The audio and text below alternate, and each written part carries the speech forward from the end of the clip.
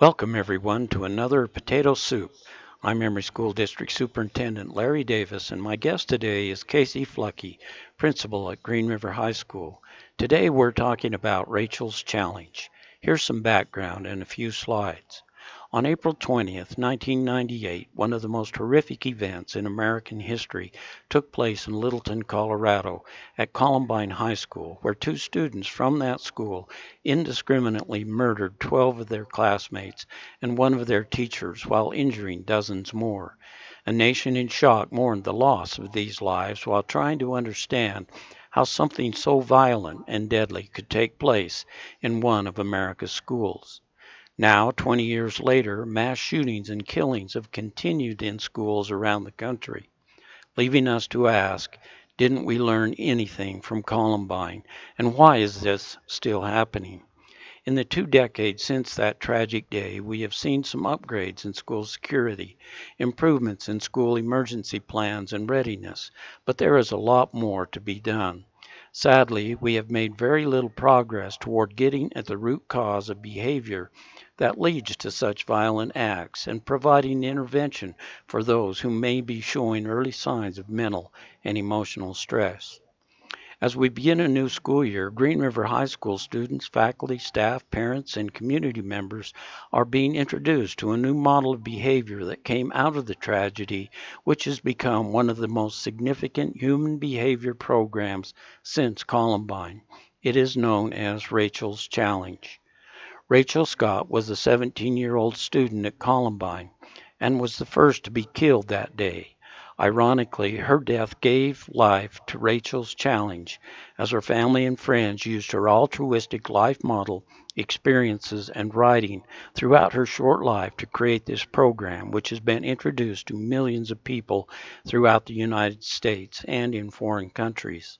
The four-part challenge includes dream big and believe in yourself, have a plan for your life or you'll have a plan to fail.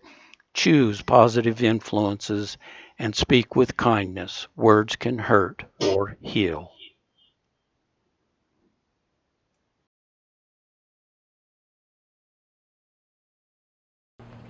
Today I'm here at Green River High School with Principal Casey Fluckey, and we're going to talk about Rachel's Challenge, a new program that has been integrated and will be integrated throughout the school year here at Green River High.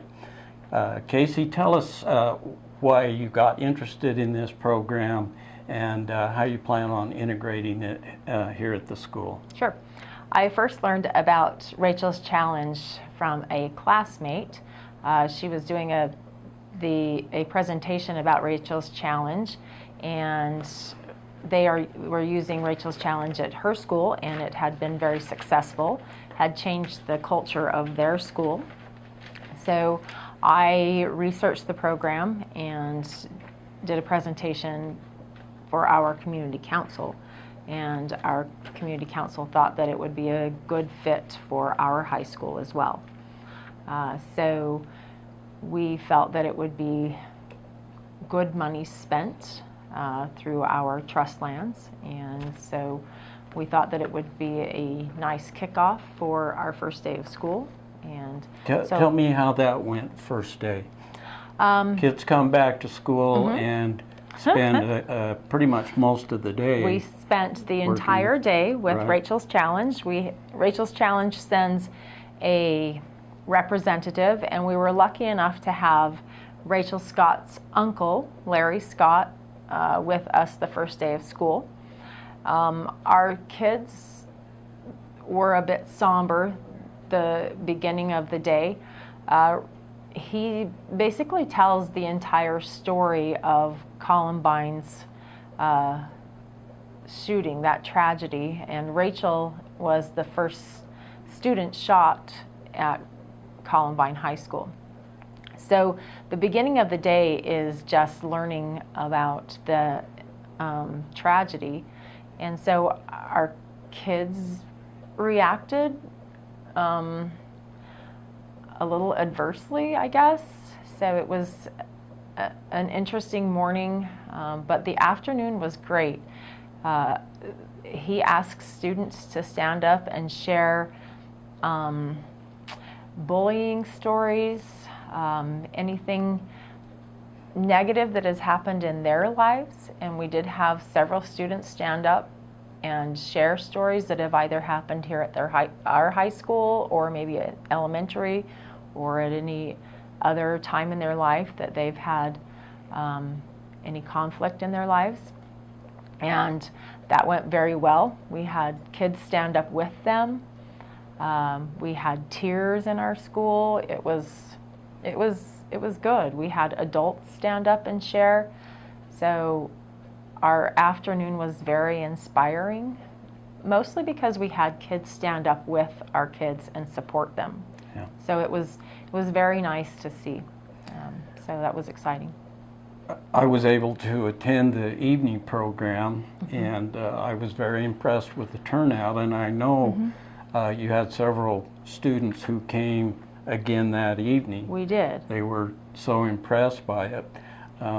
But how do you think the evening session went, and what the community and their involvement might be to come? I think that our evening session was very well attended. I was happy. I was glad that the mayor and our city council was there. Our evening session was basically a repeat with a little different twist from the morning session. I was happy that we had the community support. That's one thing that Rachel's Challenge is about, including and embracing the community as well. And that's the hope of Rachel's Challenge, is that we inspire kids to change and become better citizens, I guess, and they change a bit of their behavior to just become better, maybe more positive kids, and we hope to see that as they work in school and outside in the community. And that's why, we tried to invite their parents and community members, business members, to that evening event, and it was well attended. So going forward with this, what are the plans to embed this in the Green River culture? So we've established a 4 club, which is Friends of Rachel, and that will be headed by myself and our counseling department. So right now we are searching for students, which we had all of our students accepted the challenge, which that means that they will take part in that Friends of Rachel's club. So the leadership of that club will include our student council, plus members of the past committee, which is our student advisory committee, and that's already established. So that Friends of Rachel's club will have not necessarily events, but hopefully have ideas that Larry Scott encouraged us to hold, such as High Five Fridays, which we already started last week.